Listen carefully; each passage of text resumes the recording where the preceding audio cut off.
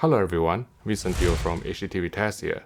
In this video, we are going to analyze the HDR presentation of Mulan on Disney+. In case you're wondering why I'm pronouncing in this manner, that's the correct Chinese pronunciation. Now, I know many of you probably haven't watched this movie because you either don't enjoy live-action remakes of old animations, or you believe in physical media, you don't want to pay £20 or $30 for a streaming version. And I fully respect that. I understand that were it not for having to do this video, I would have done the same thing. Now, what I'm going to do is to feed Mulan through an Apple TV 4K box with the Disney Plus app installed on it. And then we're going to put the signal through a Canon DP-V3120 reference broadcast monitor with the frame luminance monitor and also the waveform on. This is the same method I used to analyze the HDR, well, it's not HDR, the SDR in HDR container presentation of Blade Runner 2049. So in this opening scene, one thing that I forgot to mention is that because you haven't watched this movie, I really don't want to spoil it for you, so I will try to keep this as spoiler-free as possible. But that may mean that sometimes I have to use still shots to illustrate a point. And I think hopefully, this won't spoil the movie for you. But if you're absolutely sure you don't want the movie spoiled for you, then maybe it's better to just close this video, but just click the like button or leave a comment before you go.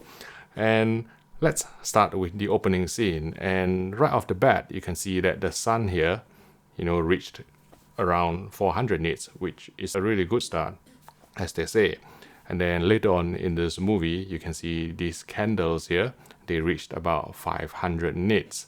And in this scene, you can see the power of the candle and also shadow detail coming through as well. And I think the thing with shadow detail is that you don't realize how good shadow detail is until you get a bright object to contrast against it, and you still can see both the bright object and also the shadow detail. Just like how, you only realize how important social contact is in a lockdown. Shadow detail shines best actually in scenes with really bright objects, when they can coexist at the same time, and that's what HDR gives you. And later on in this movie, you can see the shot as the sun is shining through the leaves.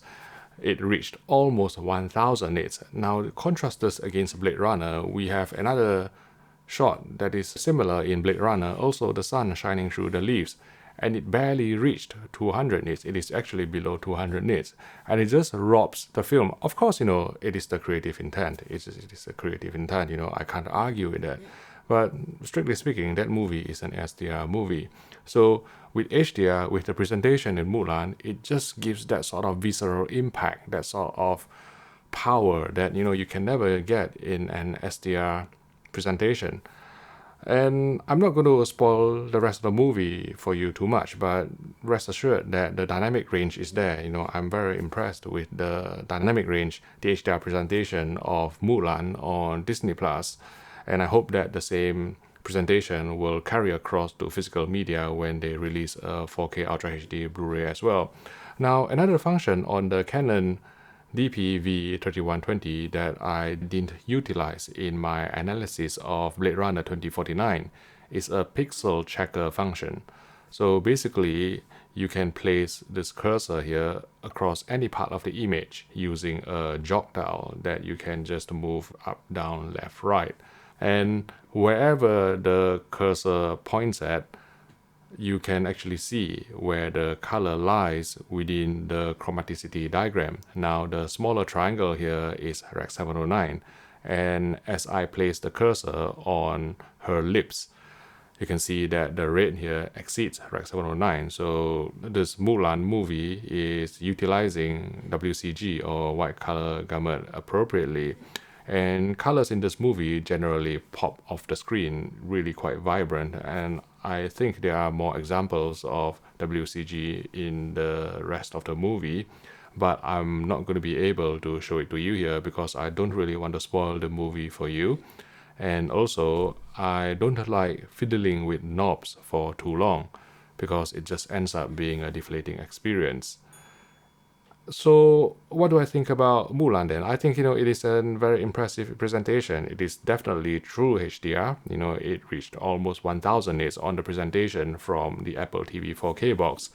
And I was feeding it through HDR10, but, on a compatible display, let's say the LG OLEDs or maybe the Sony OLEDs, you can actually play it in Dolby Vision. So I don't think, it will be different in the sense of the dynamic range. It will probably still have extremely impressive dynamic range and wide color gamut use. If you found this video useful, please click the like button and subscribe to the HDTV Test YouTube channel for more videos like this. Thank you for watching, and I will see you in the next video.